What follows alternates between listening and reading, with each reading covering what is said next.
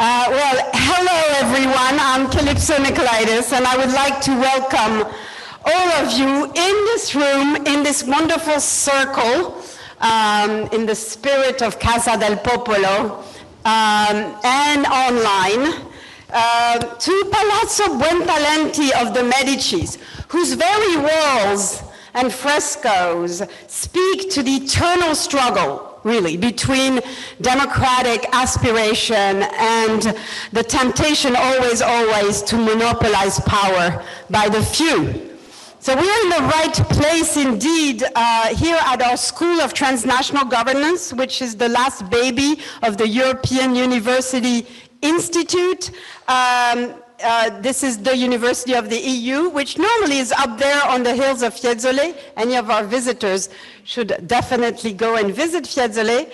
But here we are, as our team here, the EUI-STG Democracy Forum and the EUI Interdisciplinary Cluster on Democracy. And in the run-up to this amazing weekend that we are living through right now, our team thought that it would make sense to bridge two moments in this weekend. First of all, a wonderful day and a half which we had with our friends of the European Civic Academy, and we just walked from there together, so many are represented in this room, and the other four events of the European Social Forum, which will meet tomorrow and Sunday, including a General Assembly in Adua Piazza. So there will be more. As well, we thought it would be nice to have a social moment all together, which will be offered and sponsored by the European Civic Forum, co-sponsoring this event, and we will have a reception at the end at 7 when we finish. And of course, there have been many collaborators in this endeavor, but we especially want to recognize Citizens Take Over Europe, our friends who are both here in the room and where Salviati and are meeting with us today. So the question that we've announced to all of us and to everybody is really to ask, what is needed to deliver on the promise that was made 20 years ago in this very city to make another world possible? A promise inspired by what had happened the year before in Porto Alegre at the World Social Forum. And of course, this question takes on many, many different dimensions. There's so many ways of asking the question, so many ways to think about the legacy of this Alter-Globalisation movement, including in creating all sorts of spaces for civic engagement in Europe and in the world, and a way to do this without being Eurocentric, which is very important to us at EUI. But once we've said that, then we need to ask, okay, what is the legacy today? How do we recognize the echo of the European Social Forum? We were going to have some pictures up. We do. Okay, oh, see, I still don't have eyes behind my head. So, I mean, some of you sitting with me, please, we can see the photos that were taken 20 years ago, and we have Marco. Marco, we haven't met yet. So we will start in 30 seconds with Marco telling us about these pictures and how he took them. And then we will proceed with some impulses, very short impulses, and I'll tell you in a moment how we will lay out the event. But first of all, Marco, please, you were there. Tell us more and tell us about these pictures. All right. Hello, everyone. My name is Marco Del Fiol. I'm from Florence. I'm from here. And 20 years ago, I had the opportunity to move my first steps into reporting photography during the European Social Forum. The town at the time was overwhelmed by this massive participation of people coming from different countries, different walks of life, different ideas, points of view. And it was exciting as the entire town has been transformed, like many public places like sports hall, or this is the horse race stadium, have been transformed in camping areas, as you can see, where people unfold their sleeping bags. And there was a massive participation into conferences, events, meetings. Many people who were really famous at the time. I remember José Bové, just to say one name, were giving speech, or there were moments like this one. This is the mother of Carlo Giuliani with one of the Madres de Plaza de Mayo from Argentina. Well, it was really deep, moving, and engaging. It's really, when Jamie McKay asked me for these pictures, of course I thought about what changed in these 20 years. My very personal point of view is that at the time it was still possible to have some kind of thought, some kind of idea about the contemporary world and its issues outside of the mainstream one. I think today, nowadays, it's probably more difficult to have an independent point of view as it used to be 20 years ago. This is my very personal perception, of course. And the final moment of the festival of the European Social Forum was this huge manifestation, which ended up in the football stadium, and it was really massive. Like, I remember when the first ones arrived, there were still people who were waiting to start their march at the very beginning. Thank you, Marco. I mean, your words and your pictures together really put us back in the atmosphere of 20 years ago. And in this intergenerational magic between mobilization, inspiration, and visions for transformation.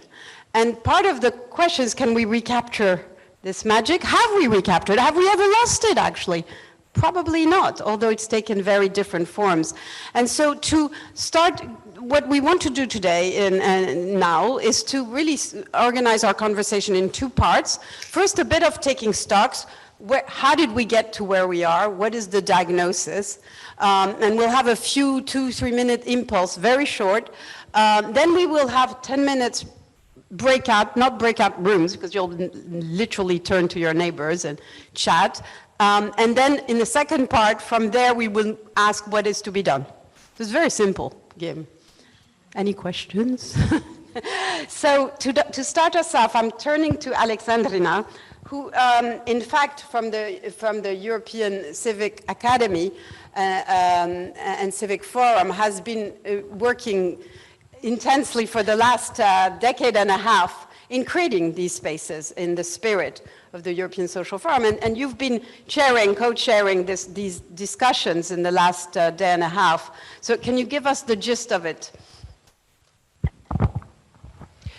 Yes, thank you for building the bridges between yesterday's and today's events, and also nicely bridging to tomorrow's and the day after tomorrow's events, which I'm sure that a lot of us will participate in. So I'm Secretary General of the European Civic Forum, and with the organization, it's true that since its creation in 2005, we are trying to create a space for civic actors, associations, and NGOs to meet and to discuss how can we do better together what we do in our silos, and how can then make it reach scale at the European level and potentially global level. And we launched the European Civic Academy in 2016, and it's funny to see Claudia Wissner connected with us remotely. She was with us, one of the champion academics to participate in La Rochelle. Yes, I see a reaction on your face.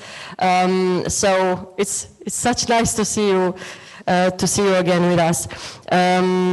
So the Civic Academy is a space to bridge activism with academic thinking, both to enlighten and to allow activists to get away of the daily rhythm in which we are all aggregating ideas, we are enacting solidarity and all sorts of actions that are deemed to save the world, around this central question that another world or end of the world is possible. And that not only is possible, but it needs to be correlated with the end of the month. So we discussed so many important things and asked ourselves so many important questions, including among the possibilities of how can we do more and better, should we make a political jump, how can we interfere, and how can we intrude into the political spheres, and what should be the relationships between movements and politics, if a relationship should be created and sustained. And unfortunately, my brain is now very much into pieces, so I'm sorry for not being able to be very coherent, but I think that the core of the discussions also was to take the legacy of, the movements from the past, what lessons are to be learned and to be taken up by the movements of today. We really see, and are proud to see, so many convergences between different type of issue-based movements, and also between different forms of organization, not only among the movements, but also between movements and civil society, more traditional forms of civil society. So this is what we usually do with Civic Forum, is to bridge between these different forms. So, yeah, I think I will no longer take the precious time because I know we have a lot of speakers, but I think that this event is a continuation of trying to find answers to this important question: how can we work better together, and what agency do we have to make things work in the right direction?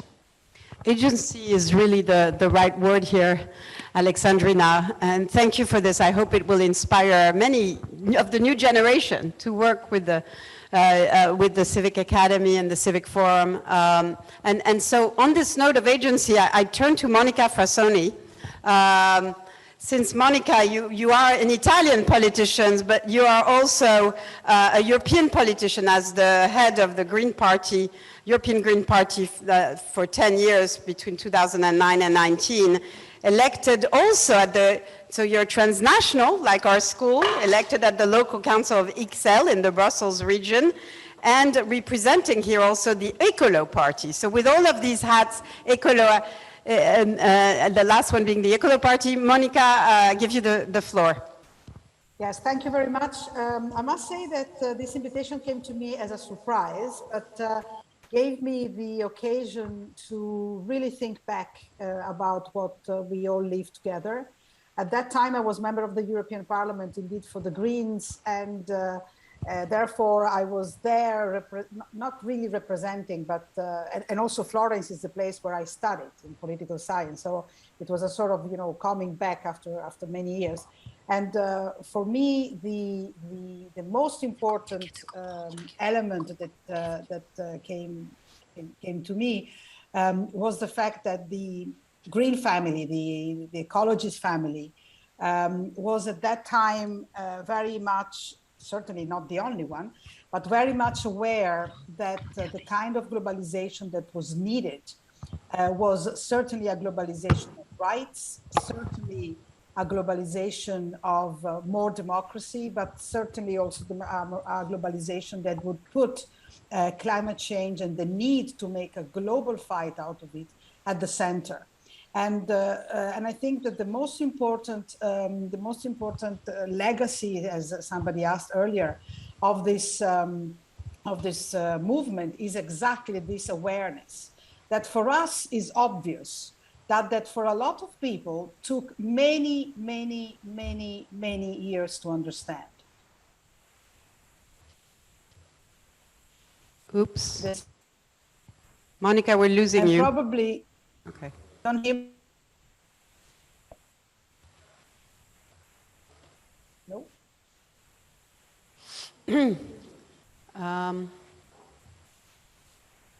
Probably we will recover Monica in a minute.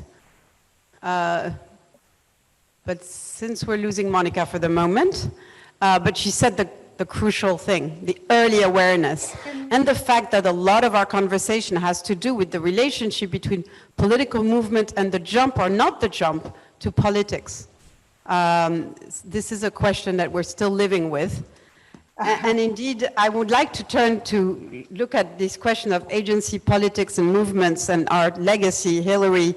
To you, Hilary Wainwright, you're a British sociologist. You political activist, you're a socialist feminist, you wear all the hats, but also very importantly, co-editor of the magazine Red Pepper, highly recommended. And so tell us how you see this trajectory. You were here 20 years ago. Tell us more, Hilary. Okay, I've got a bad voice. So thanks a lot, Calypso, and thanks you and Jamie and Alessandra for organizing this. So, and Marco for those amazing pictures. So really reinforcing Alessandra's point about agency.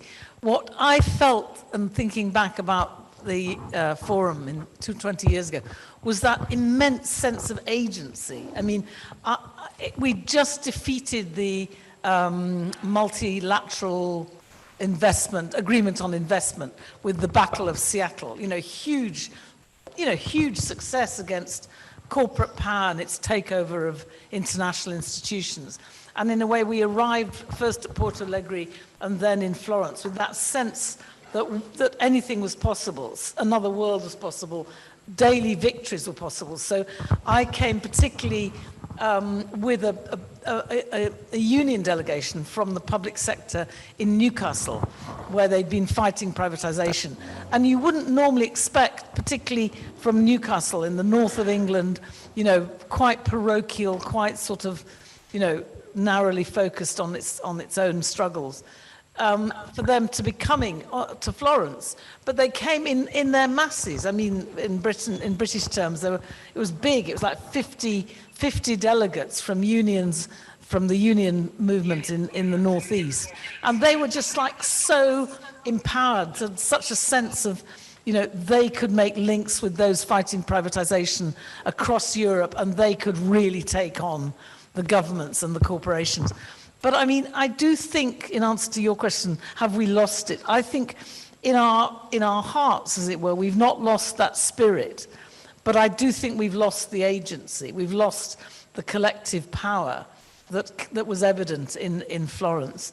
And how we rebuild it, what lessons we can learn. I think one positive lesson that I witnessed this morning at the Feminist Assembly was the idea of horizontal. I mean, you've illustrated it here with the circle, but this idea of horizontal links, of trying to build power horizontally, I think that was an idea implicit in the World Social Forum and in the Florence event. And that is happening. I mean, this morning there were women from Iraq, from Iran, from Ukraine, from Russia, all linking up horizontally to think about the power to build peace with justice. So I think how we build that base, I mean, maybe we don't have the power now to intrude. We should be thinking about how we build our base horizontally and develop its material power to be able to genuinely intrude. I mean, we've had a lot of illusions of intrusion in Greece, in Italy and many other places where on the left we thought we could take over the state, but in the end the state took over us. So how do we counter that? What kind of power needs to be built?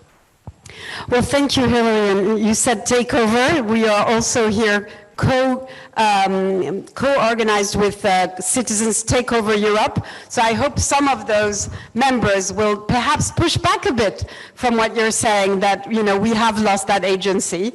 We might all debate that, really, and that we can still take over. At least what this conversation is about is to push back against capture of power, either corporate capture or technocratic capture, and that there are many different ways to do this, and we're still doing it. And I think you mentioned very apropos the fight against privatization of water in the UK. I think we heard earlier, and Alexandra now, we heard earlier how in Italy, in this very country, social movements got together in 2011 to fight successfully against the privatization of water in this country, and this is the kind of struggle that we still live with the benefits of. And so on this kind of connecting the past and the present, we have a last impulse speaker, Anthony Barnett, coming to us from Oxford, who indeed has many stories, and you were also present at Foundation 2002. Anthony, you're a writer, and you've been a democratic a campaigner forever, written many books, but also founded Open Democracy. And Hillary was just speaking about these horizontal spaces. Well, some of these platforms that belong to everyone are these horizontal spaces. There are many others. And we are very grateful for you, Anthony, for having inspired the creation of Open Democracy platform. And please share with us your memories and the legacies. Right. Thank you, Calypso. Can you hear me? Yes. Am I clear? Great. Well, it's very nice to be here. And as I've got very little time, I want to follow on from this very, very important conversation from what Hillary has just said. And I want to put in an element, not of gloom or skepticism, but of I think there's got to be some intellectual and political toughness. And the thing is that the Alt-Globalisation movement turned into the World Social Forum, and both were founded more or less at the same time as Open Democracy at the beginning of this century. And the thing about the World Social Forum, that anti-globalization movement, we've got to ask is this: why, when it was fully vindicated with the financial crisis of 2008, why when its critique of the way in which the model of Davos globalization was burning the planet, was generating massive inequality, was doing terrible extracting wealth from the global south, and wouldn't work, why is it that when it failed spectacularly with the financial crisis, the World Social Forum had disappeared as a forum, although it had gained enormous publicity at the beginning, only 5 years previously? The leaders were not arrested. It was not crushed. It defeated itself. It collapsed internally. I was at the final World Social Forum in Kenya, which was very exclusive and quite corrupt. And, you know, Open Democracy carried numerous, about 23, 24 articles. We went, people from OD went to everyone in Brazil and Mumbai and Porto Alegre. And the thing is that there was something internally incoherent, so that the World Social Forum defeated itself.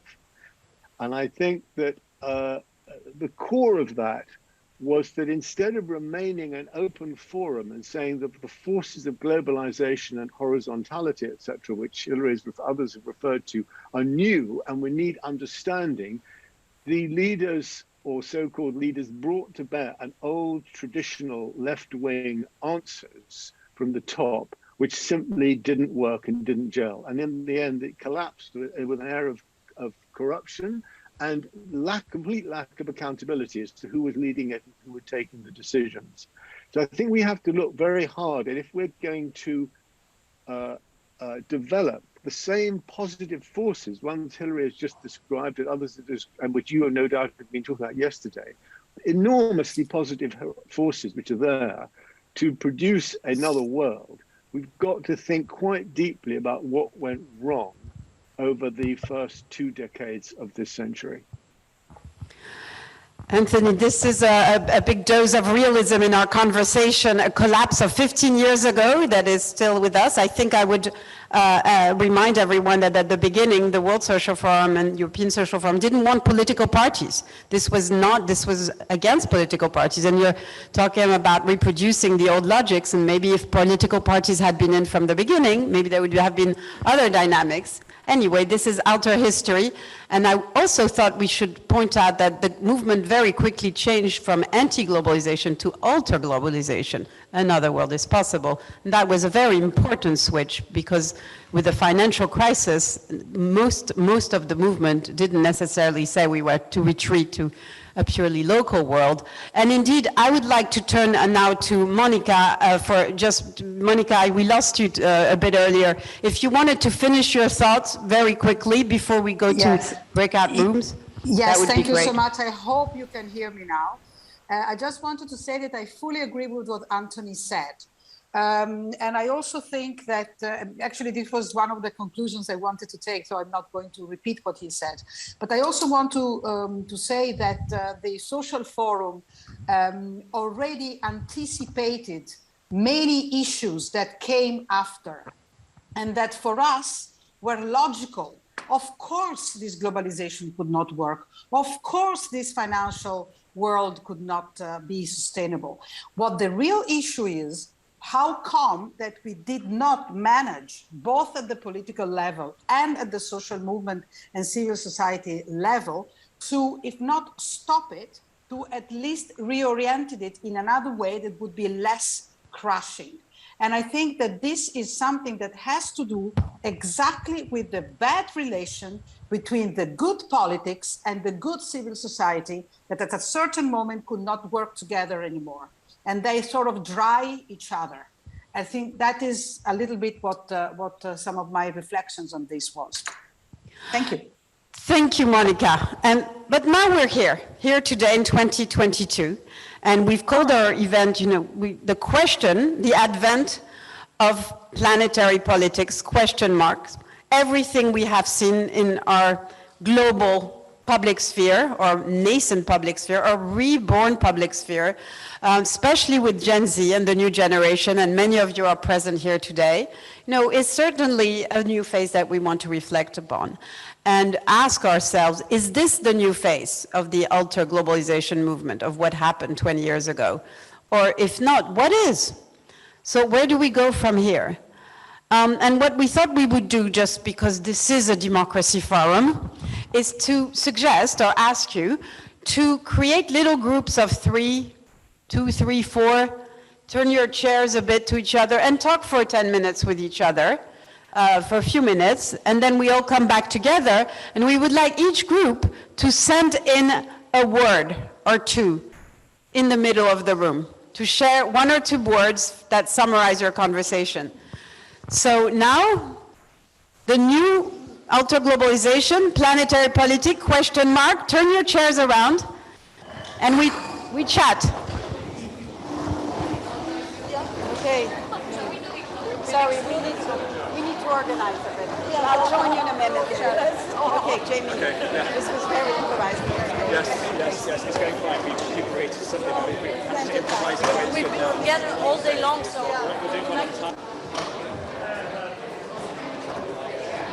Hello everyone, please, I'm sorry to interrupt you. It's good to see you. We'll start the recording. All right. Okay, good. No, just because. Yeah. Okay. Have you solved it? Okay. Yes? Hello?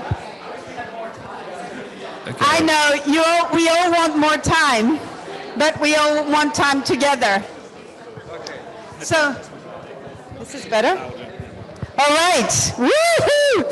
So, we are going to amplify our voices here together and then try to amplify them later in the coming days, weeks, months, years in the world. And so I'm just going to go around with each group and just throw in a couple of words that summarize, of course, it's an impossible task. You just all had such intense conversation, but around here, a couple of words. Couple of words, then sharing power, compassion, politics of care. Sharing power. Wonderful. Yeah. So to start. Okay, I'm Franca, and I would start with the word process. That was very central to us. And I'm Daniela, and we also said democratize democracy. Challenges. Next. In the back there? Yes.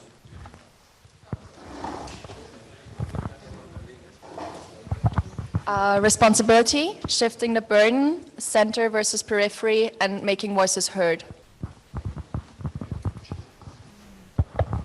Voices heard, yes. And all the other words. Here. And say your name again. I'm Oti. Resilience in terms of breaking dependence from global supply chains. Resilience. Resilience of us as individuals and of the planet too. Other groups, this side, this group.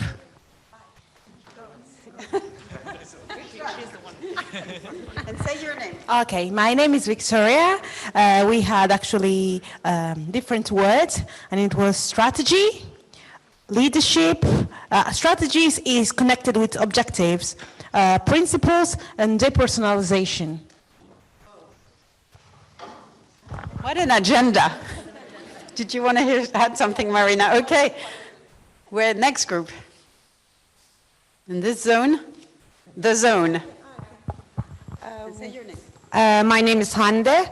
We decided on back to the streets, street politics.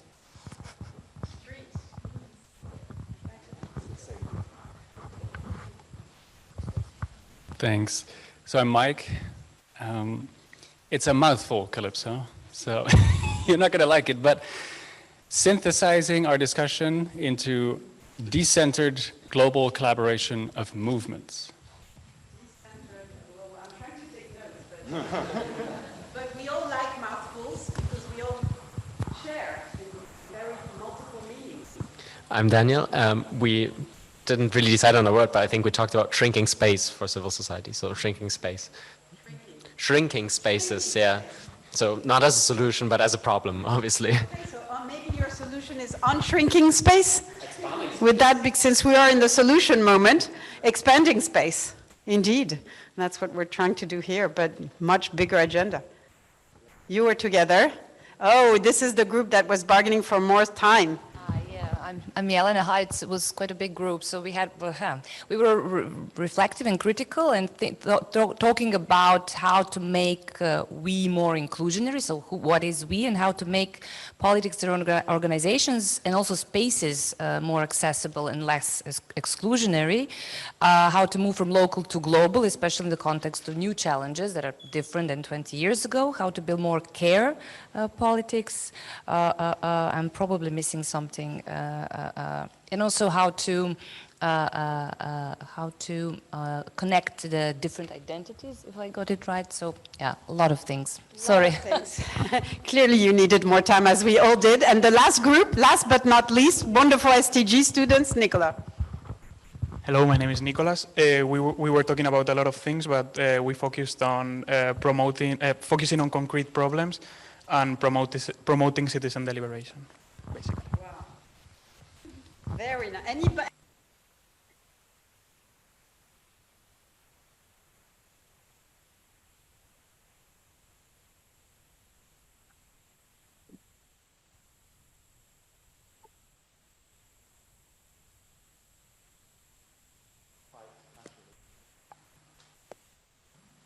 Amazing how you all occupy different mental and physical spaces with your words. So I think we can all reflect on what we heard from each other. And from that, oh, that's a stronger micro. Okay, we are doing microphone dance. So what we want to do now is keep all these thoughts and ideas in mind, but come back to some of our impulse givers to take us from here to your ideas. And we've kind of asked this group of five, six friends, mostly on the kind of academic side, to reflect, including on what they've been working on. And so we have to start with Nina Hall, who's at Johns Hopkins, right, our neighbor at Bologna, and who's just written a book on transnational advocacy in the digital era that my students had a really great pleasure reading a week ago. So Nina, the floor is yours. Thanks all. I might stand over here so I can see you all. I should note, I wasn't obviously in Florence in 2002. I'm from New Zealand, but I was actually in Sicily at the time as an exchange student living with a family in Piazza Armerina, and remember a lot of the debates around the war, and also it was a point when asylum seekers and refugees were already washing up on the shores of Sicily, and it was an event that struck me and at the time and influenced my research further on. So my reflections are going to be academic reflections and provocations, not necessarily based on the discussions and debates that happened at the time 20 years ago in Florence. Because in the intermediary time, we've had the advent, of course, of social media and a new phase of digital web 2.0. And Facebook created in 2004, Twitter 2006, see where that goes. First iPhone 2007, right? That's fundamentally changed the way that politics operates. And even seeing those photos, I didn't see anyone carrying a cell phone or sending a message. And I think in my research, I guess what I try to probe is that at the time in the late 90s and early 2000s, from the literature that I've read, there was a real hope that these technologies would be democratizing, that they would be on the side of the world and the European Social Forum, that they would help the left to, you know, spread social movements worldwide, to get rid of borders, to get rid of nationalism, to campaign for women's rights and human rights like we've heard about already. And I guess, unfortunately, my research suggests that, and I guess the real world in many ways wasn't quite the case, that the technology didn't work necessarily in the way that we thought it would. And so I want to make a couple of points. Obviously, there were issues of the digital divide, who has access to technology, surveillance, but also an important point that I think is often not made is that formal organizations continue to be important. So one of the emphasis was that, you know, with democracy, with, the advent of the internet, anyone, anywhere could take action. But actually my research suggests that formal political organizations, whether they be political parties, advocacy groups, continue to be important and actually continue to be more effective on online in particular. And other work like Jen Schrady proves that too. And that's because some forms of hierarchy are useful. I guess this is a bit of a provocation compared to what we learned earlier. Divisions of labor, certainly for learning, for organizations to accumulate knowledge, to share it, to have people who are in charge of particular tasks. That's not to say that having some element of horizontal networks isn't useful, because my research also suggests that empowering people to start their own campaigns, like we've seen with Fridays for Future and 350.org, is really important.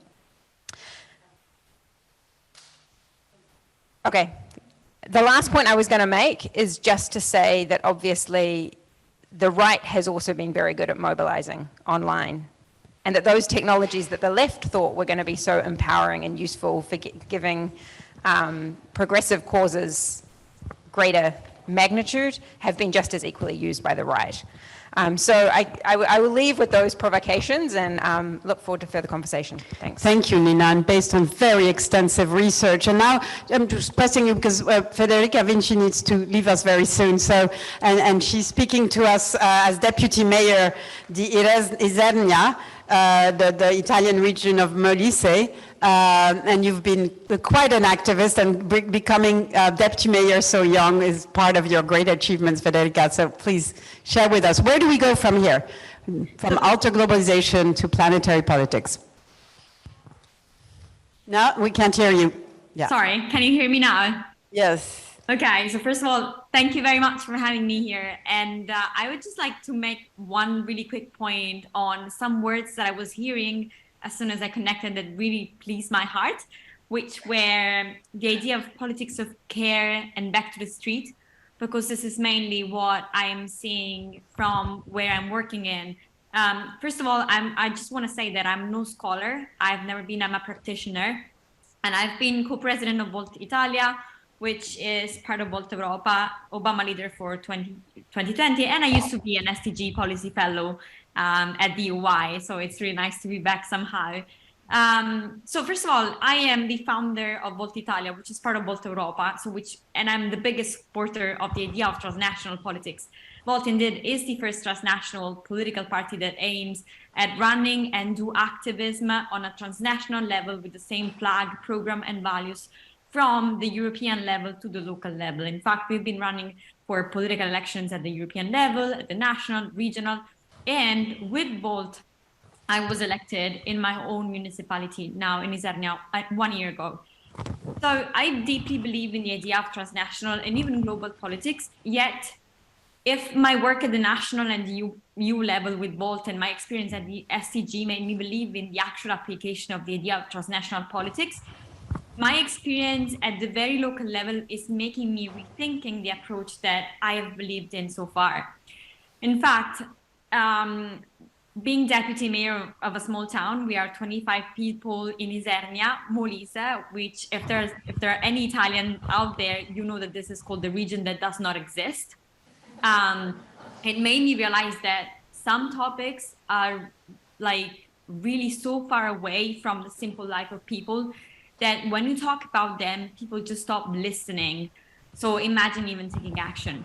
So since I've been deputy mayor, I've been trying to talk about climate change, global migration, common EU defense, EU fiscal policies, yet these ideas were so far away from people's mind that I've never even got a minimum of their attention, imagine a minimum of their action.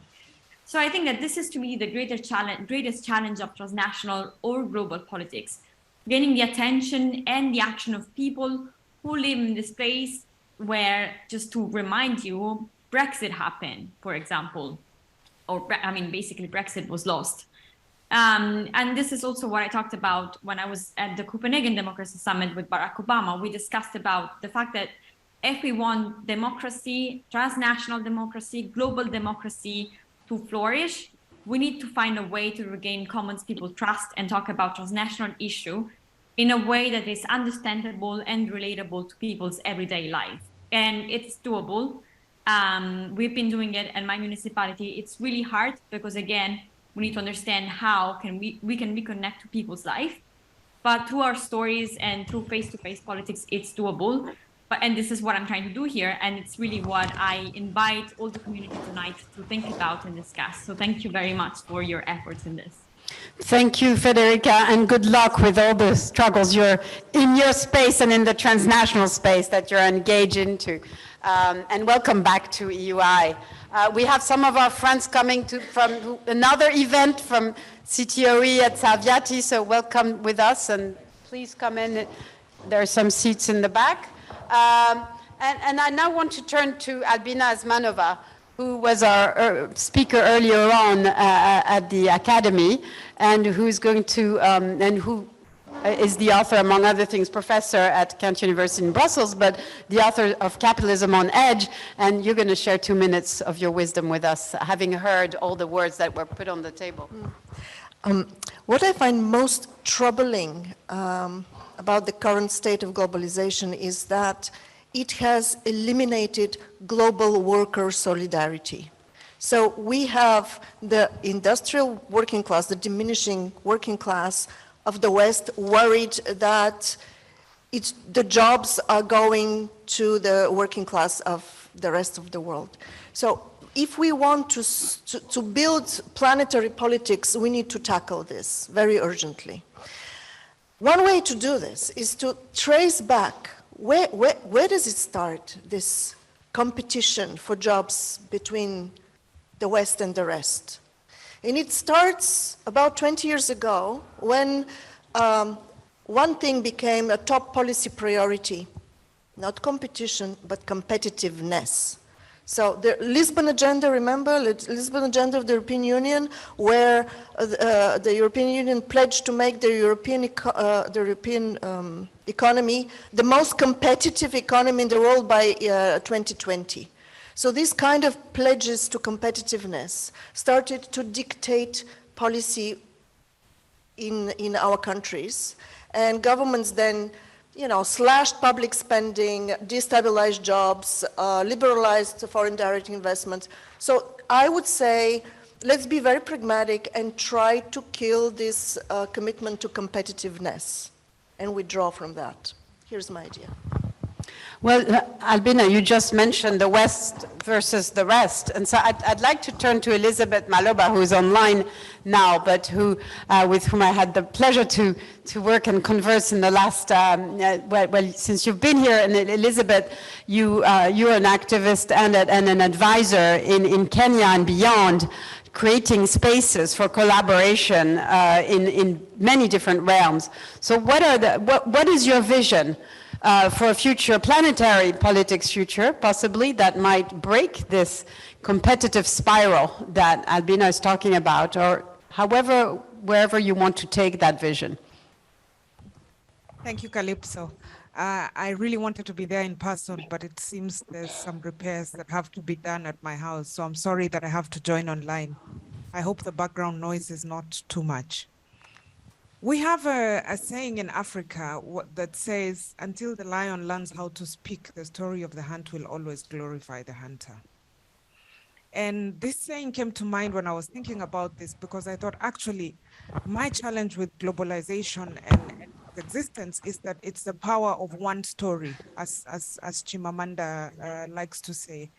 It's the power of one story. We have only one story, that this is globalization, this is how it works, and this is how we should take it. And the challenge with one story is that it marginalizes all other stories.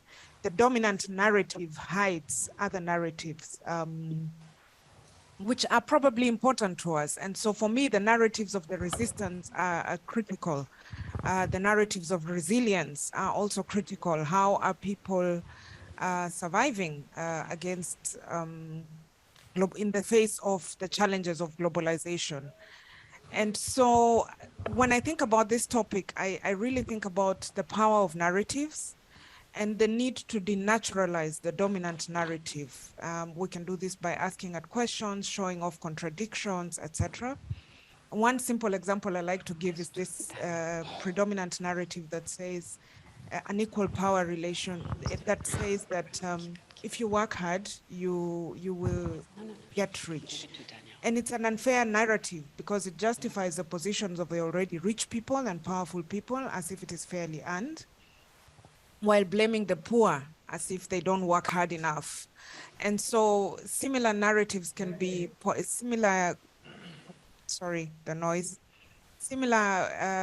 challenges can be identified through the power of narratives, and alternative narratives can be provided. And one of the tools that's very powerful at providing alternative narratives is popular culture, films, TV, and now with this new generation, games. I was very impressed when Alexandra Cortez was gaming as part of her campaigns. So the power of films, TV, and games would be important to include.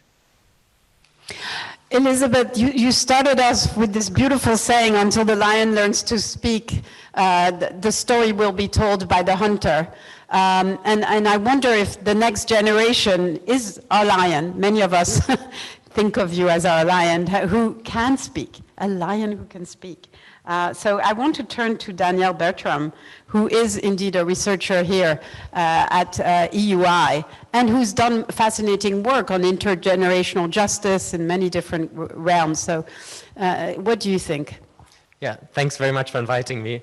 I was actually just reflecting that when you took those pictures, Marco, I was 5 years old. So this is a truly transgenerational event in that sense.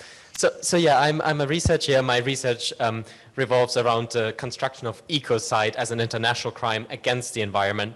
And so that's the background that I'm coming from. And I actually also draw the two main points that I want to leave you with today from that larger theme. And the first point that I really want to drive home, and that no one has mentioned so far, and that really surprises me, is that a planetary politics has to be an environmental politics. A planetary politics needs a common denominator, something shared, something that's common to us all. And I think that must be the environment. That must be some version of the environment. And surely we can debate what is the environment, how do we conceptualize the environment, how do we feel about the environment. But that denominator, I think, has to be there. And so planetary politics must be environmental politics. And of course, I'm also stressing this in light of the ongoing Conference of the Parties to the UNFCCC in Egypt. And the second point I want to drive home, which Calypso already invoked as well, is that a planetary politics has to develop a new temporal sensitivity, a new intergenerational sensitivity, which is, I think, something new. That's something that has been lacking from activism for a very long time, and that, you know, these new groups, new movements, new advocacy networks are becoming more sort of sensitive towards the fact that we cannot just look at what's happening right now, but we have to include the voices of the youth, the voices of generations unborn, and we have to adopt a longer view if we are to revive a sort of holistic, comprehensive politics that delivers on the major challenges that we face. And just before I wrap off, I just have one minor caveat as well that I do want to mention, which is that we must be careful and remain vigilant that these 2 points don't sort of degenerate into some sort of tokenistic greenwashing or youth washing, which is something that we see all the time. We see it at COP now as well, which is sponsored by Coca-Cola, the plastic polluting Coca-Cola, the groundwater exploiting Coca-Cola. So we must remain vigilant that these 2 points, intergenerationality and environmental mindset, are genuine and honest. And that's what I want to leave you with. Thanks. Thank you, Danielle, for this intense call. And indeed, we need to worry about silos in these struggles, because there's also human rights washing in COP2 and Sharm el-Sheikh. And how do we reconcile the ambitious environmental politics and the compromissions that are made on the other fronts when young Egyptians cannot walk to Sharm el-Sheikh? So these are important points, and the question of time, the politics of time has occupied us a lot all day today, and of course, this is the challenge, but we're not sure what is our vision in not just reconciling the end of the month and the end of the world, but in making them work together. It's not just a negative tension, but actually what we're talking about here is that social forces need to work on this reconciliation in a positive way. And indeed, now I turn to Sapna Rimchaila, who you are a bit older in the next generation, but still very much the next generation as a Max Weber Fellow here at EUI. So tell us how you feel about this question, Sapna. Thank you, Calypso. So just to give a background, I am a legal researcher, and I research on internationally led justice sector reforms in a post-conflict setting. East Timor was my case study, and I came to this research in the context of disillusionment against the international system and trying to understand, whether international actors can work together with the national and local partners to bring about meaningful changes on the ground. So that was the context within which I did my research. To respond to Calypso's question, I would like to maybe respond it in terms of the three questions that were raised by the speakers initially, like Alexandria, Hilary, and Calypso. So the first question that was raised was, do we have agency? Or how can international and local actors work together, if at all that is possible? So from my research, what I found out was, well, it is possible, but what that means is that there needs to be a dismantling of this top-down rule of law sort of interactions or expert interactions that happens at the local level. So there needs to be systems in place that enable recursive interactions between the locals and the internationals. The second thing I found out was that sometimes compromises are necessary when you try to bring about change in the local context. So what happens within the internationally led projects is that usually the lawyers would say, we need perfect solutions, we need perfect institutions, but that's not possible when you go to the local setting. So how do you make those compromises, and what ways are you interacting with the local actors in order to make those compromises? And then there's a localizing of the international aspirations as such, so, right? So when we talk about these concepts of human rights, women's rights, sometimes we are talking about different social and cultural contexts. So how do we take into consideration the aspect of time that you're saying? Sometimes time is necessary for societies to adapt and adopt these new norms and aspirations. So these were the three aspects that were emerging from my research. And the second thing was the question of, have we lost the agenda of alter-globalisation, and how is it moving towards the planetary politics?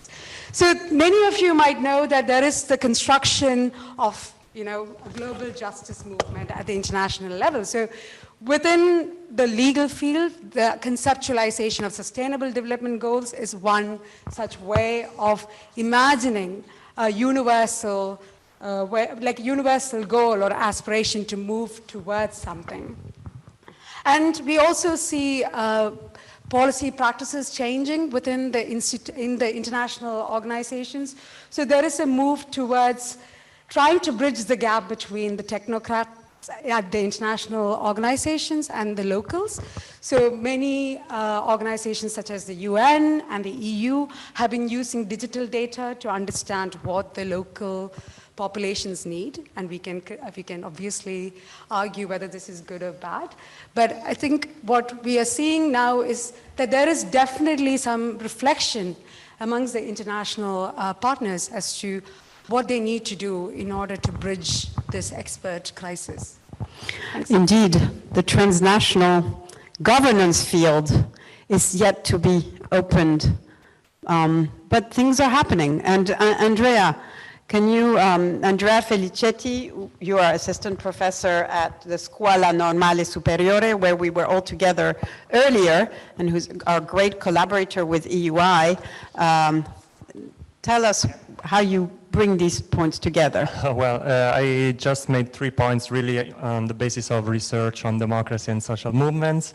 And the first one is that the Alter-Global movement made it very clear that movements are not only about contestation. So in Seattle, contestation was evident, but then afterwards, a lot of their involvement in participatory and deliberative democracy has emerged.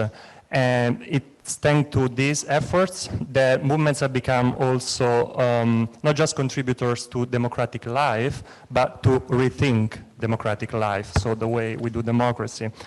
A second point is that movements make mistakes, but are able to learn. So the Global Social Forum practices we've seen were at the basis of many democratic practices of the recent wave of anti-austerity movements. So for instance, camps, acampadas, that have characterized, I don't know, Occupy or Indignados and so on, where they tried to represent the model of the forum, but try to avoid its biggest mistakes. So movements learn, and through those spaces they've been creating a lot of societal and political critique, but also new knowledge about topics. Look at environmentalism today. And finally, today we live in a time of democratic innovation, and the mother of all democratic innovation, the participatory budgeting in Porto Alegre, was realized thanks to the convergence of movements, political parties. And I think we should remember a lesson that if democratic innovation is to be really democratic, it should not happen at a distance from public spheres, let alone against them. And there is a risk that this might happen today, as Federica Vinci was saying. Sometimes we're talking about stuff that people don't think about very often. And so the point of innovating democracy is to get people on board. And so innovation for the sake of innovation, for bypassing critique, is not the kind of innovation that democracy needs. And movements are needed to build democratic synergies. Innovation is a key word, absolutely, and it comes from everywhere.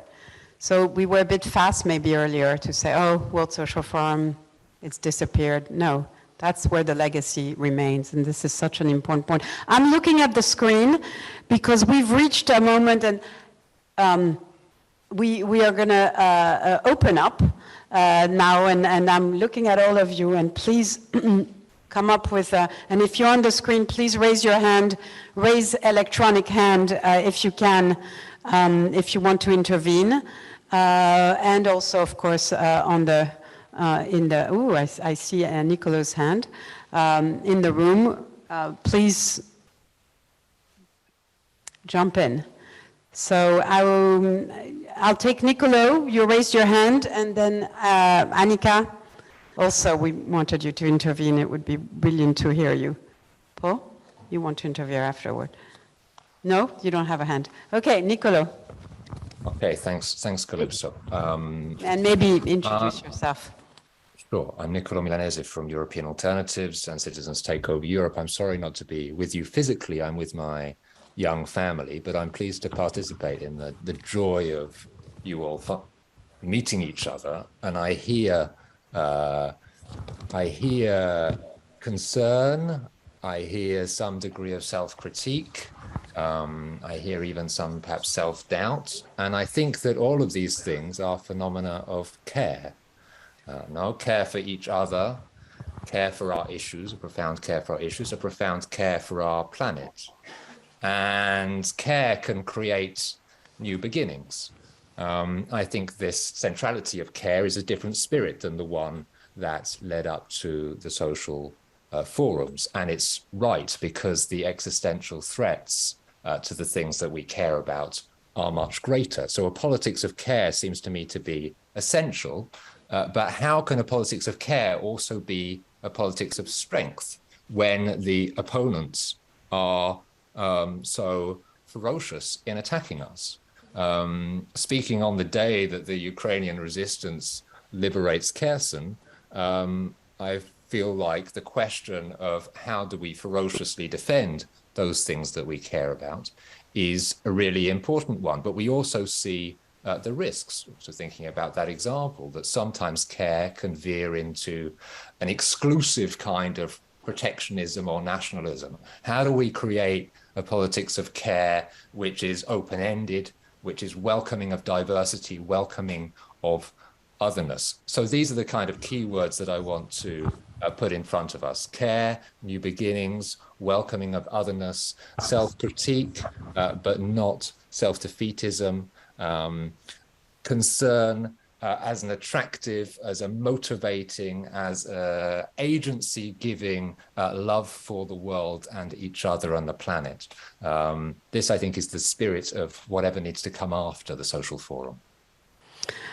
Well said, Nicolo. And you know, as a social scientist, a seed of hope when we are talking about the politics of care is that we did research at Oxford that showed very well that those leaders who framed COVID as a theater of war, war on the virus, war on the others, war on those who carry it, scapegoats, did much less well than the leaders, often women, who framed COVID as a theater of care.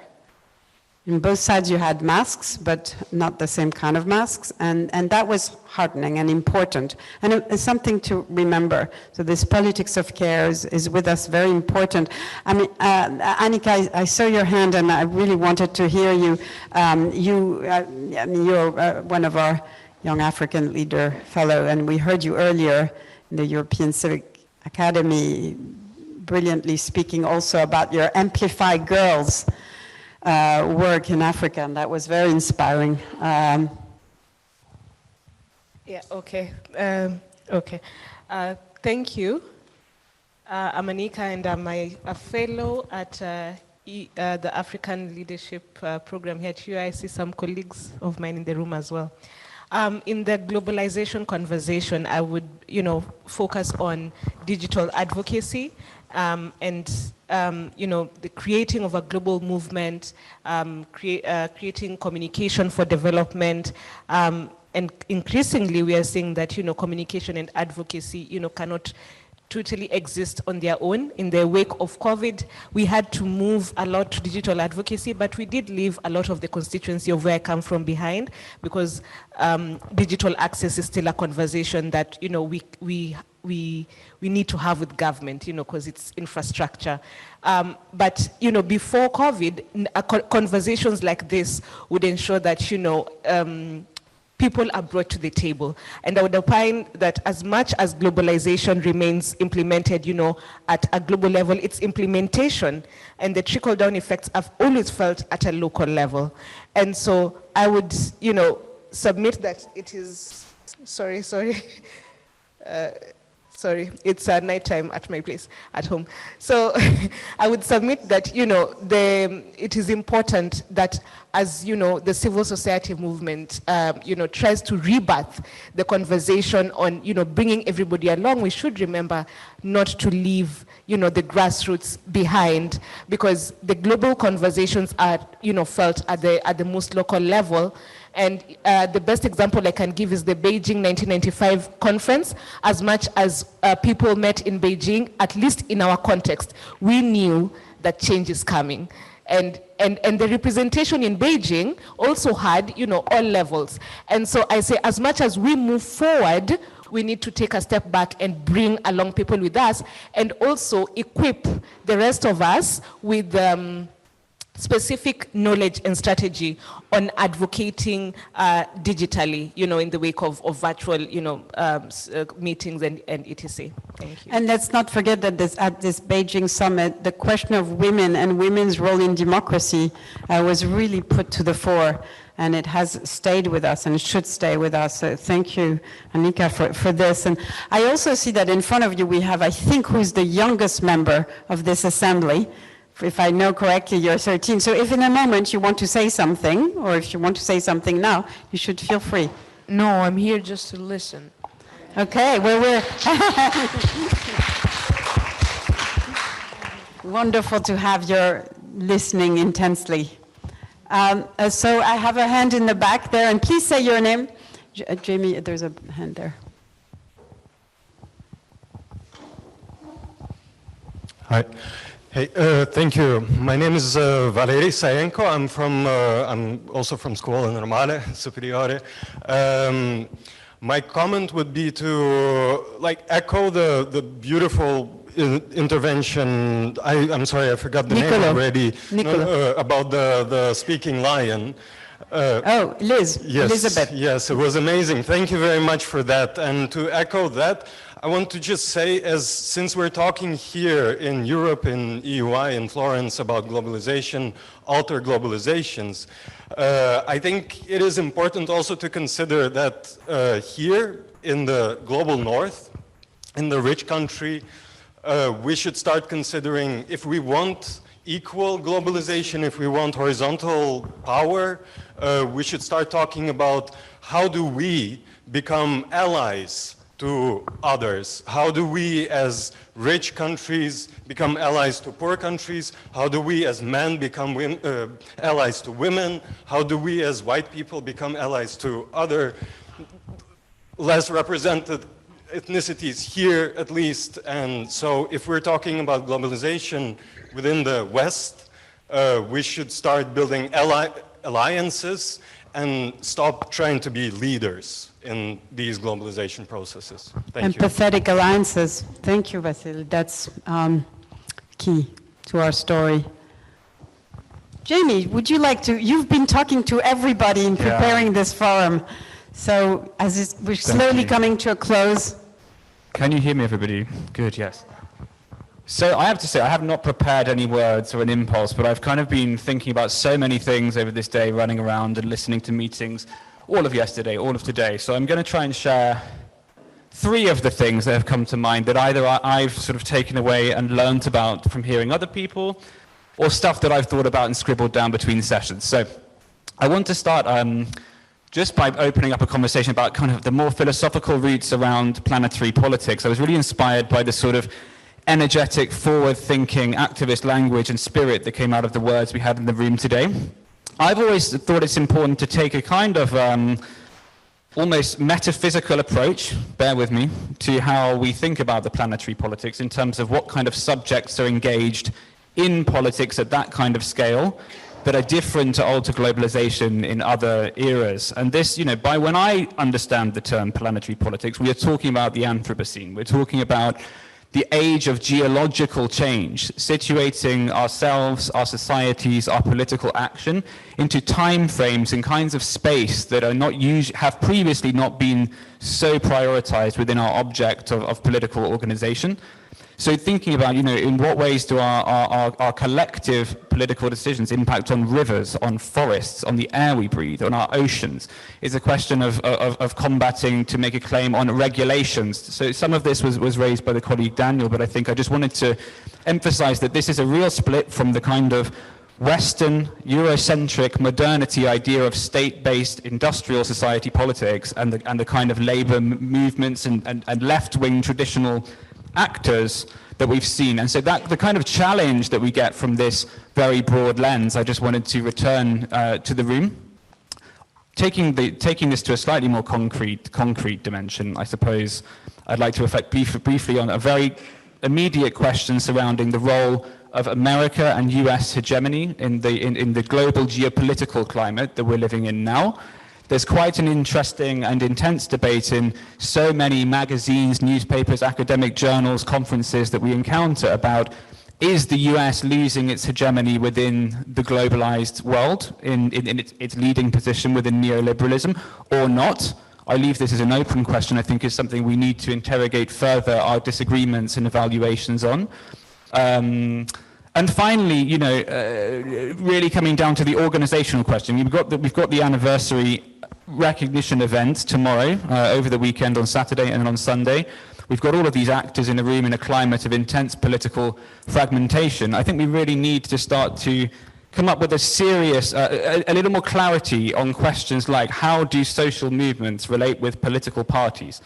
these kinds of questions that, they're complex, they have nuances to them, they're multifaceted, but I don't think we have an agreement or something that could be called a strategy on how movements, individuals, individual behavior, parties interact with each other. So this is something I'd love to get out of the next couple of days as we move forwards out of this room further on. Jamie, indeed, and it's so good that you're reminding all of us, of the very big picture that is part of our collective minds, to the extent that in some sense, in a quantum kind of sense, we are an interconnected mind as social activists, including, and that indeed I'm seeing a mind hidden behind a mask over there. Is that okay, what kind of animal was this, Michele?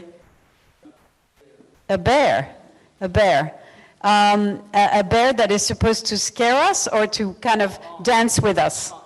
Or dance after. But the idea that in the human conversation, in fact, there are some excluded person in a way, because animals are with their persons. So they cannot speak, they observe humans, what they are talking about. So probably also this question about Alter-Globalisation, of course, also they talk about climate crisis and how we can also include them. Not an expert over here. Here we have also an activist of Fridays for Future. Maybe Angelica wants to talk more about it. It's not my topic. As we know, I mean, the climate crisis is challenging humans as a like world community.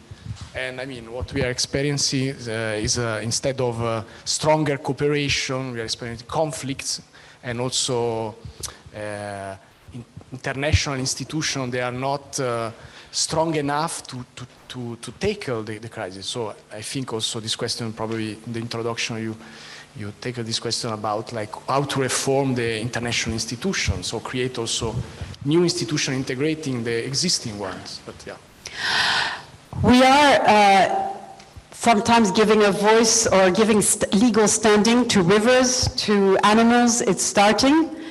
If you ask me, it's not going fast enough. So bringing in our conversation the voice of old 500-year-old trees that are being broken in the Amazon and the voice of species that are disappearing every minute that we speak is really crucial. And sometimes when we say the Anthropocene, and we think, of course, so importantly about climate change, but biodiversity, life on this planet is so important, and we are reconnecting with the very spirit of democratic struggles, which, let's remember, were always, social movements were about expanding the franchise before anything else, giving a place in the public sphere access to the togetherness of decision, and that franchise now has to be expanded to those humans that are not born and to beyond that are very small, narrow species.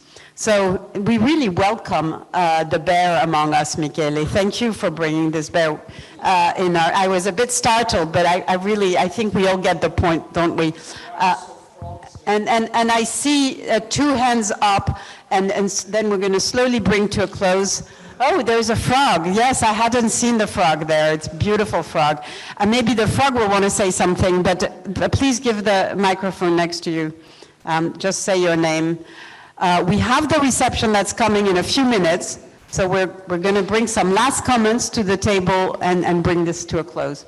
Hi, I'm Outi. I'm senior fellow here at STG from Finland. My question is more about how does the social movement take a place on the floor?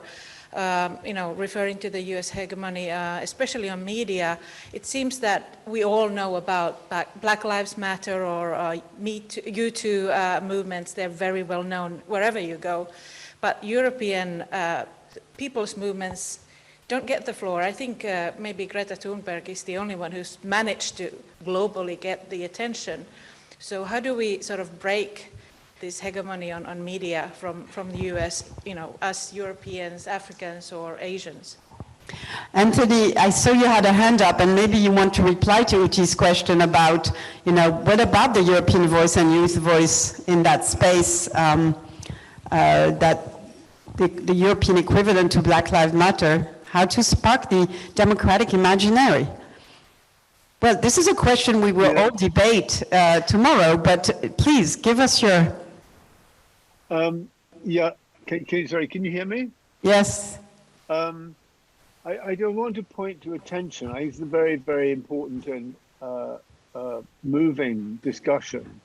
We want to give the lion a voice, the bear, the trees, but we don't want to give the lion and the bear and the trees the same voice as the hunter.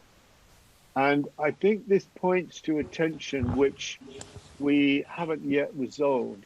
When Nicola talks about the need for care, and then refers rightly, I think, to the Ukraine, there are struggles which need leadership, and there's a language we're searching for, which is not the old type of traditional male leadership. And I do think that one of the reasons why the World Social Forum failed, which I referred to at the beginning, is because it was sort of taken over by the desire to have a manifesto and a line and a traditional form of politics.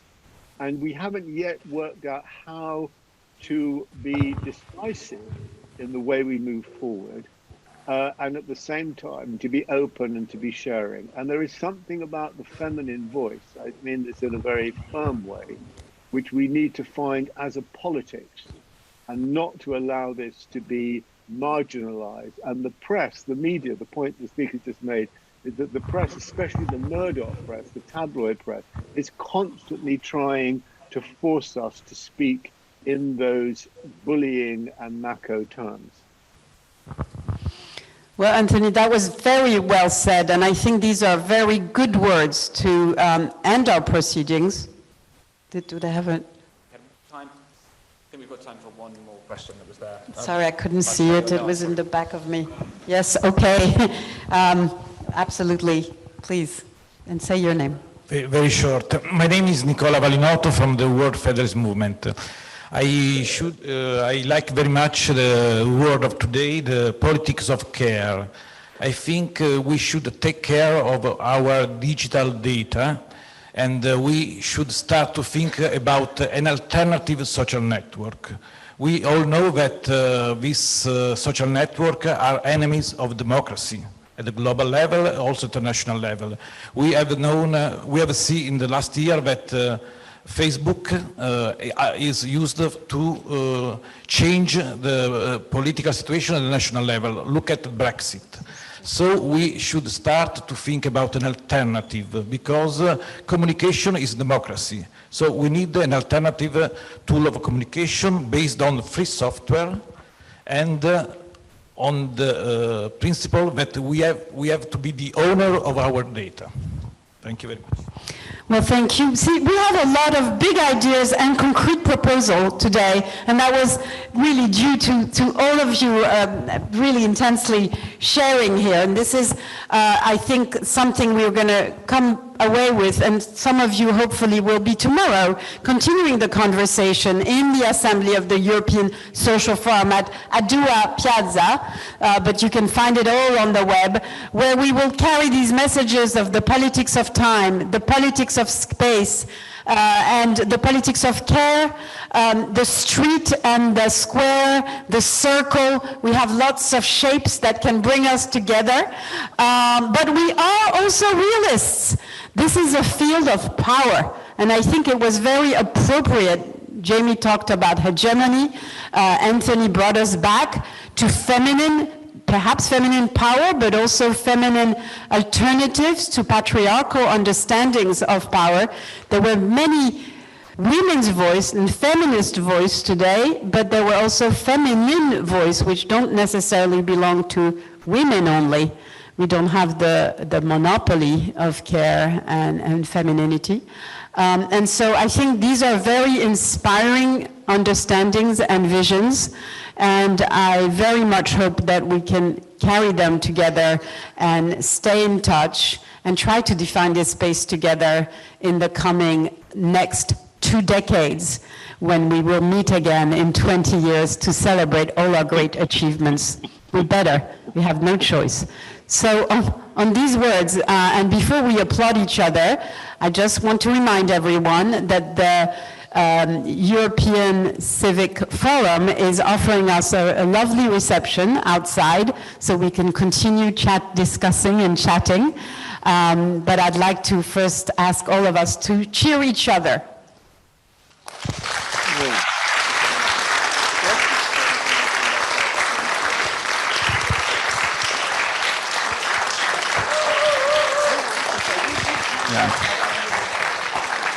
Thank you, everyone. I don't know if anyone from the European Civic Forum wanted to give any last words at all or not. I would just say one thing, that just as a point of technicality, the reception is actually going to be available in that room there on our left, but then we're all free to congregate outside as we wish. Any of the colleagues, friends from the Civic Forum have anything to say, or I will close it here.